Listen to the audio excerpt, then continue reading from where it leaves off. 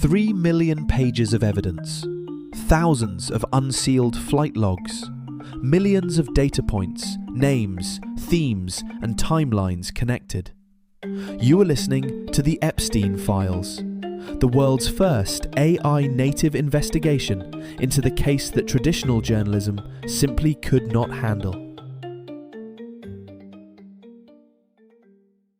Welcome back to the Epstein Files. Last time, we walked through Silicon Valley's dirty secret, the tech billionaire network that kept Epstein connected after his conviction.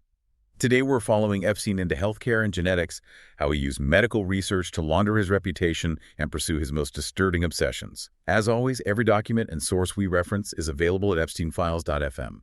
So in February 2014, a doctor at Mass General named Joseph Thakuria sends Epstein a proposal to sequence his genome, edit his stem cells using CRISPR for longevity, and run something called the Venus Project, a facial genetics study with 200 participants.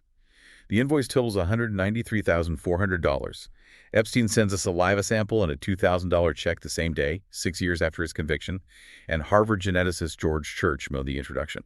And that introduction, that set of documents from Dr. Thakuria, is really the place we have to start. Because it's a transaction. It's not a donation. It's not philanthropy. It's an invoice. It's for services. And that moves the entire dynamic from him being a benefactor to him being a client, a subject. The documents are from February 2014. The doctor, Joseph Thakuria, is affiliated with Mass General and Harvard Medical School. Correct. And he is very clear in the language. He positions Epstein as a research subject. This isn't about funding a general study for the good of mankind. This is about applying experimental science directly to Epstein himself. So let's get into the specifics of that invoice, because the line items are very telling. They are. It's a menu of services. It starts with 2 items, each for $1,000. Exome sequencing and fibroblast sequencing. For anyone listening who isn't a geneticist, we should probably define what he's buying. Absolutely. Exome sequencing is relatively standard for this kind of work. It maps the protein coding regions of your genes. It's the part of the genome that gives the most direct instructions for building your body. And it's where most known disease-causing mutations are found. Exactly. So if you're looking for genetic predispositions, that's where you start. But the second item, the fibroblast sequencing, that's more specific. What are the fibroblasts? They're cells in your connective tissue. They're responsible for things like collagen. In the context of the kind of research Epstein was interested in longevity, anti-aging fibroblasts are a key target. Because they're a good model for how cells age. A very good model. And they're easy to get. You can get them from a simple skin biopsy. But the more important point, especially for 2014, is that fibroblasts were the primary cells being used for reprogramming. Reprogramming into what? Into induced pluripotent stem cells. iPSCs. This was the technology that let you take a mature cell, like a skin cell, and turn the clock back, making it behave like an embryonic stem cell again. And that connects directly to the next line item on the invoice. It does. It lists creating new stem cells for $10,000 plus. So you can see the workflow, sequence the fibroblasts, reprogram them into stem cells, and then edit them. The proposal that came with this invoice is explicit. It suggests using CRISPR technology. Which in 2014 was still very, very new. It was the absolute bleeding edge. CRISPR-Cas9 was a revolution in gene editing, allowing for incredibly precise changes to DNA. And Thakuria's proposal suggests using it to introduce mutations into Epstein's own stem cells. Mutations believed to increase longevity. That's the quote. This is not medical treatment. This isn't about curing a disease he had. This is experimental genetic enhancement. It's purely elective. The email correspondence we have shows Thakuria positioning this as an exclusive service. He does. He tells Epstein that because of, quote, all the labor involved, there's simply not enough bandwidth to offer this to more than a handful of people right now. So it's a kind of concierge genetic engineering. That's a perfect way to put it. And Epstein's reaction shows how interested he was. The records show he provided a saliva sample and sent a check for $2,000 that very same day. The same day. Yeah. Covering those initial sequencing costs. It shows this was a high priority for him. There was no hesitation. But those initial costs are small compared to the biggest line item on this invoice. The one that forensically is the most disturbing. The Venus Project. $160,000. A project that, according to the proposal, was Epstein's own idea. Thakuria writes, quote, Jeffrey and I briefly discussed a genomic research studying I'm dubbing the Venus Project. What was it? It's described as a genomic research study of facial features. Yeah. And Epstein had a specific request for the sample size. 200 participants. 200 participants. And Thakuri notes that to do this, he would need, quote, some good bioinformatic infrastructure. So a database. A database to store the genetic data and correlate it with the facial data. The goal is to find links between specific genes and specific physical features of the face. Let's stop there. Why would Jeffrey Epstein, a convicted sex offender whose entire criminal enterprise was built on recruiting girls who fit a certain physical profile, want to fund a study to find the genetic markers for facial features? That's the central question. It's difficult to see a purely scientific motive here, given his documented history. This looks less like research and more like an attempt to develop a tool. A screening tool. A genetic screening tool. A way to quantify or categorize physical appearance at the most fundamental level. To identify the DNA associated with the traits he found desirable. Which is the very definition of eugenics. It's applied eugenics, using modern technology to select for heritable characteristics. The name itself, the Venus Project, is telling. Venus, the goddess of beauty. Now, Dr. Thakuri gave a statement to CNN in 2026. He downplayed all of this. He did. He called the Venus Project an idea of Mr. Epstein that was very preliminary and never went anywhere. He claimed there was no funding and no research was ever done. But we have the documents. We have an invoice with a price tag of $160,000. We have the initial payment for the related sequencing. And then we have the follow-up emails. The correspondence shows Epstein becoming impatient with how long the process was taking. He threatens to report Thakuri to his bosses at Mass General if the results aren't delivered faster. That's not the behavior of someone discussing a preliminary idea. It's the behavior of a client. A client who has paid for a service and expects delivery. The contemporaneous documents are inconsistent with the later denial. The invoice has one other item of note. Whole genome sequencing for $11,400. And there's a note about sequencing Epstein's parents. He wanted his entire genetic blueprint, and he wanted his lineage. He was trying to create a complete biological map of himself. And this data gathering, this obsession with his own DNA, it fits perfectly with the reporting from other sources about his larger ambitions. It connects directly to the seeding plan. Let's pivot to that. We have multiple consistent accounts from sources like the New York Times and Vanity Fair. Epstein told numerous scientists and business associates about this plan. The plan was to use his Zorro Ranch in New Mexico as a breeding facility. He used the term inseminating women. The specific number he quoted was 20 women at a time. He wanted to impregnate them with his own sperm. His stated goal was, quote, to seed the human race. With his DNA. With his DNA. This wasn't just a fantasy. He was vocal about it. He was laying the ideological groundwork for it in his social circles. The computer scientist, Jaron Lanier, gave a very specific account of how Epstein would vet potential candidates. Right. Lanier said that Epstein used his famous dinner parties as a screening mechanism. He wasn't just looking for women who met his physical criteria. He was specifically looking for women with, quote, impressive academic credentials. So it's intelligence plus appearance. It's the classic eugenicist model. He was selecting for what he considered to be the highest quality genetic traits. His own perceived brilliance combined with the intelligence and appearance of others. It was a proprietary breeding program with him as the sole stud. It's reminiscent of that project from the 1980s, the so-called Nobel Prize Sperm Bank. The repository for germinal choice. Yes, the logic is identical. That project tried to breed geniuses by using sperm from Nobel laureates. But Epstein's version was, more narcissistic. He didn't want a Nobel laureate's DNA. He wanted his own. He believed his was the superior template. And he was putting money behind this worldview. We have a clear financial trail to a group called Humanity Plus, which used to be called the World Transhumanist Association. It's a central organization in the transhumanist movement, which advocates for using technology to enhance human capabilities. He donated $100,000. And the way he donated it is significant. The money didn't come from his foundation or a personal account. It was routed through a shell company. Gratitude America Ltd. A shell entity registered in the U.S. Virgin Islands. This is a classic technique for reputation laundering.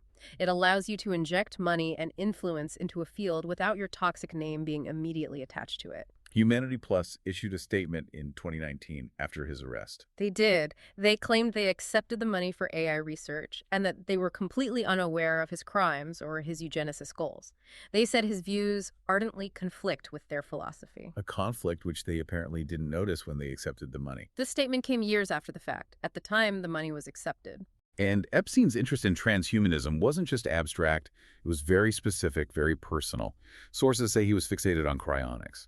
Yes, the idea of freezing a body to be revived in the future. But he wasn't interested in freezing his whole body. He wanted to freeze his head and his penis. Specifically, his head and his penis. If you think about what those two things represent to a narcissist like Epstein, it makes a kind of grotesque sense. His intellect, the source of his wealth and power, and his reproductive organs, the tool for his seeding plan. Those are the assets he wanted to preserve for the future. It's one thing to talk about these ideas at a dinner party. It's another to start laying the logistical groundwork. We have documents from the Department of Justice that show this was moving beyond theory. We do. Emails from 2018 involving an associate named Brian Bishop. And in these emails, Bishop is requesting funds from Epstein's circle for what he calls a designer baby project. The language is unambiguous. The scope he outlines in the emails includes genetic enhancement, germline editing, embryo implantation, and even cloning. We need to be very clear about germline editing. It's a critical distinction. It is. The CRISPR proposal from Thackeray was for somatic editing. That means changing genes in Epstein's own body cells. Those changes would die with him. Germline editing is different. You're altering the DNA of sperm, eggs, or embryos. Which means the changes are heritable. They get passed down to every subsequent generation. It's permanently altering the human gene pool. And for that reason, it is heavily restricted in the United States. You can't use federal funds for it, and the FDA is barred from even considering clinical trials. Exactly, which is why the location mentioned in Brian Bishop's emails is so important.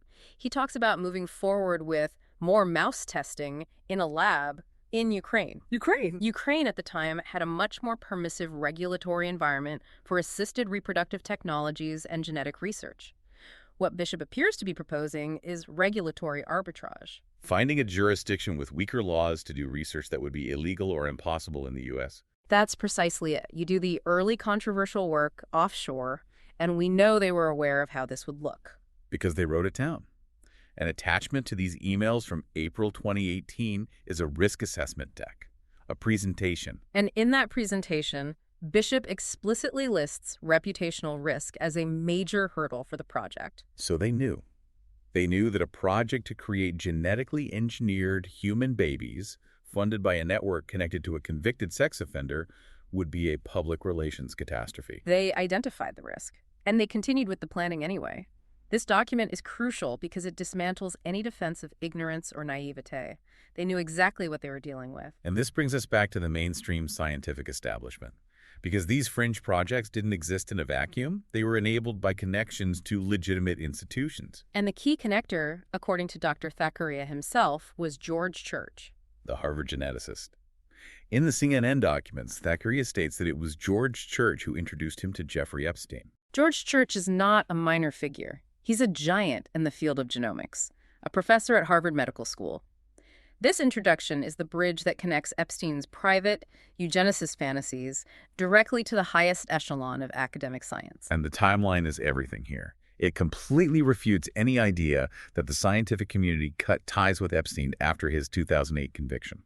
Church had received some funding from Epstein before the conviction, between 2005 and 2007, but the real story is what happened after. The documents from 2014, 6 years after the conviction, show a pattern of sustained high-level contact. Let's walk through Epstein's calendar from that year, April 22nd, 2014. A meeting at Harvard Medical School. In the genetics department building, Epstein was physically on the Harvard campus. June 21st, 2014. A lunch meeting. The calendar notes the location is Martin Nowak's Institute. That's Harvard's program for evolutionary dynamics, which we'll come back to. Martin Nowak was another key academic link. September 12th, 2014. A scheduled phone call with Church. Right. October 21st, 2014. Yeah. A teleconference. This one also included James Clement. Clement is a longevity researcher. So again, you see the consistent theme. The topic of conversation is always life extension, anti-aging. And then, November 30th, 2014.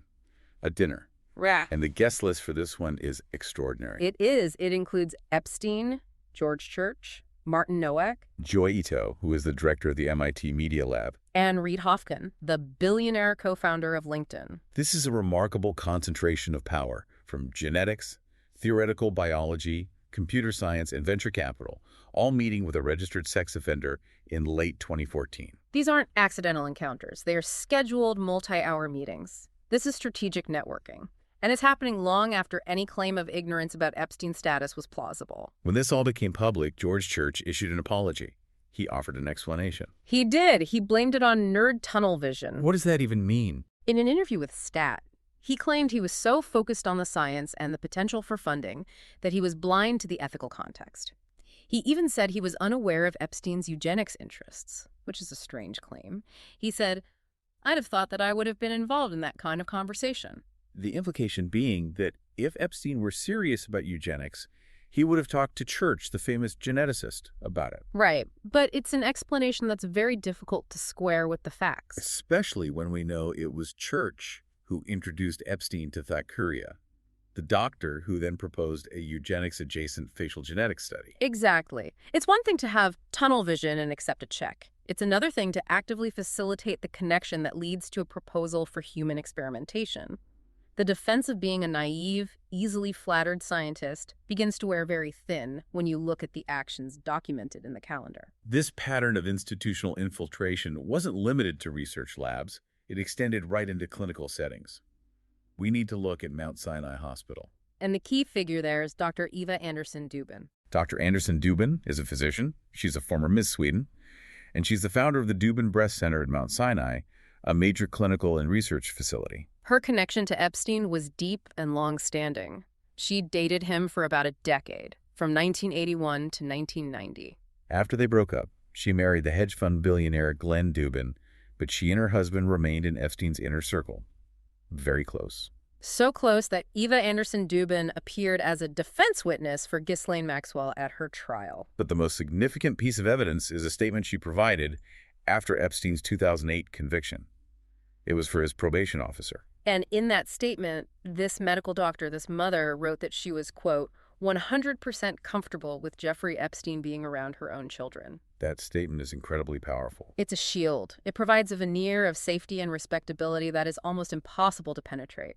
When a physician from a prestigious institution vouches for a convicted sex offender's safety around children, it neutralizes the threat in the minds of their social peers. It validates him. And Epstein's money followed that validation, straight into Mount Sinai.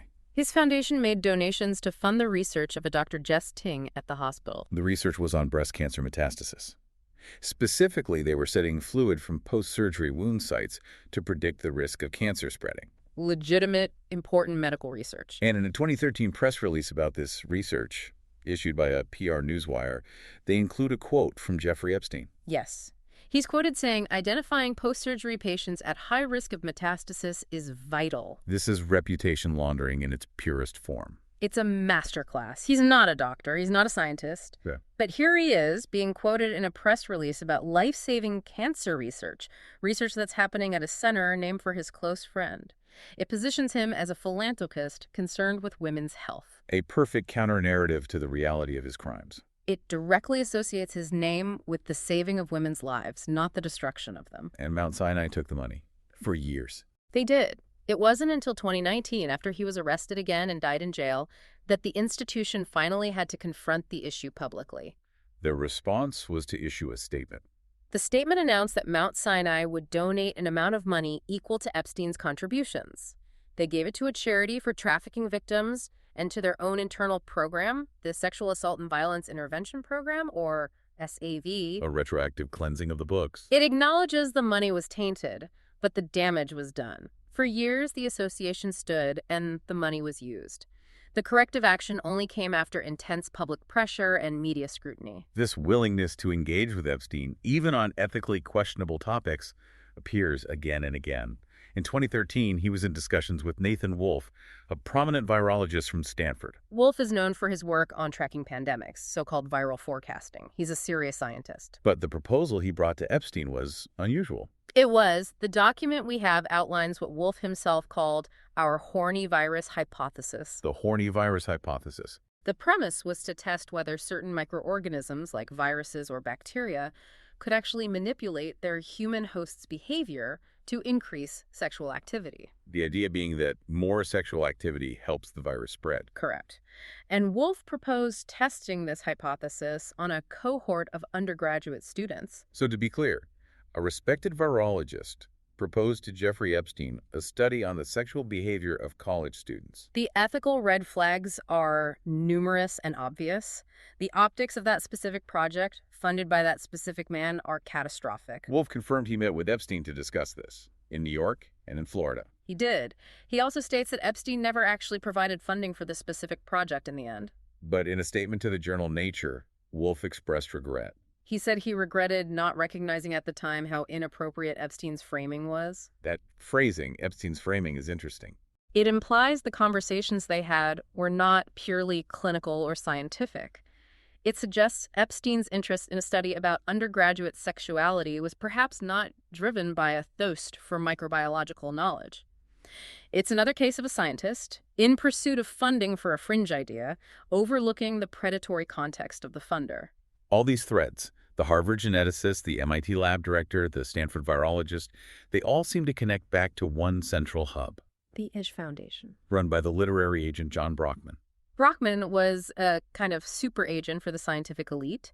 He represented the biggest names, and his Edge Foundation was the premier intellectual salon of its time. It hosted these exclusive dinners and conferences that brought together Nobel Prize winners, tech billionaires, and public intellectuals. And the documents show that Jeffrey Epstein was, quote, by far the largest donor to the Edge Foundation. His money bought him a seat at the table. It was the ultimate access buying operation. It put him in the room year after year with the most respected scientific minds on the planet. And it put them in his world. Stephen Hawking visited Epstein's island, Little St. James, in 2006. That visit was a direct result of the Brockman Network. And you cannot overstate the legitimizing power of having a figure like Stephen Hawking attend a conference on your private island. It frames the location as a place for serious intellectual work, not for the criminal enterprise we now know was operating there. But Epstein's deepest, most significant institutional penetration was at Harvard, specifically the Program for Evolutionary Dynamics, the PED. This was Martin Nowak's institute, and it was founded with a $6.5 million donation from Jeffrey Epstein. But this wasn't just a case of a donor getting his name on a building. Epstein was given a physical presence inside the institute. He had an office, Office 610 in the PED building. The staff and faculty referred to it as Jeffrey's office. An audit of the university's security and access logs after the fact revealed the extent of this arrangement. It was shocking. He had his own keycard and his own passcode to the building. This is not guest access. This is not donor access. This is administrative level access. He could come and go as he pleased 24 hours a day without needing anyone to sign him in or approve his visit. He had free range of a Harvard University building. And the logs show that he used it extensively. He visited the campus more than 40 times after his 2008 conviction. 40 times between 2010 and 2018. This was his Boston area base of operations. The dinner we talked about earlier with Church, Ido, and Hoffman, he was hosting them on Harvard property from his own Harvard office. And the director of the program, Martin Nowak, was actively involved in protecting Epstein's image. A 2020 internal review by Harvard found that Nowak personally approved descriptions of Epstein on the official PED website that were false or misleadingly positive. He was listed as a science philanthropist. There was no mention of his criminal record. This is active, documented concealment.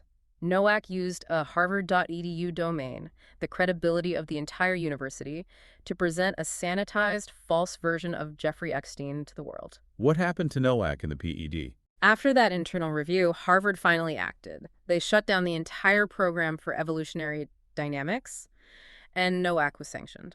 What were the sanctions? He was barred from receiving new research grants or taking on new graduate students for a period of 2 years. The sanctions came in 2021. The relationship had been going on since 2003, and the post-conviction visits for a decade. The institutional response came only after the story broke in the media. For more than a decade, the arrangement worked exactly as Epstein designed it. He traded his money for Harvard's legitimacy, and Harvard gave it to him. So when we synthesize all of this, the Thakuria invoice for gene editing, the Brian Bishop emails about designer babies in Ukraine, George Church's calendar, the Mount Sinai donations, the key card to the Harvard office, what's the final picture? What was the operational reality here? The evidence shows Epstein didn't just want to fund science. He wanted to possess it. He wanted to steer it. He saw it as a set of tools for his own personal obsessions: longevity, reproduction, and the codification of his own aesthetic preferences. He targeted the frontiers, the areas that were new, exciting, and critically unregulated. Exactly. CRISPR in 2014. Germline editing. Artificial intelligence. These were the Wild West of science, and he saw an opportunity. He used the legitimacy of these fields and the institutions that house them as the ultimate form of camouflage for his criminal status. And what about the institutions? Harvard, MIT, Mass General, Mount Sinai. The documents point to a systemic institutional failure of due diligence, or, in some cases, a willful decision to look the other way. The money and the access were prioritized over basic ethical guardrails. The nerd tunnel vision defense that Church offered. It seems grossly insufficient when you look at the evidence in totality. You have explicit proposals for facial genetics studies. You have dinner party conversations about seeding the human race. You have internal risk assessments that name the reputational danger. This wasn't happening in the dark. The risk was visible to anyone who chose to see it. So, to summarize the audit, we have the invoices for the genome sequencing. We have the proposal for the Venus project. We have the emails outlining the designer baby project and the planned move to a lab in Ukraine. We have the calendars and the flight logs that place all these prominent scientists in direct contact with Epstein years after his conviction. What we don't have is confirmation of the results. We don't have documentation showing that the Venus project ever recruited those 200 participants or collected any data. We don't have evidence that the designer baby project in Ukraine ever progressed beyond mouse testing, if it even got that far. We don't have proof that the seeding plan was ever put into operational practice. The documentation shows the intent, the planning, and the financial and institutional support. The final outcome remains unknown. Next time, the legal reckoning.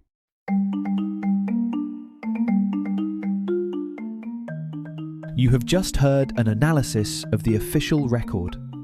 Every claim, name, and date mentioned in this episode is backed by primary source documents.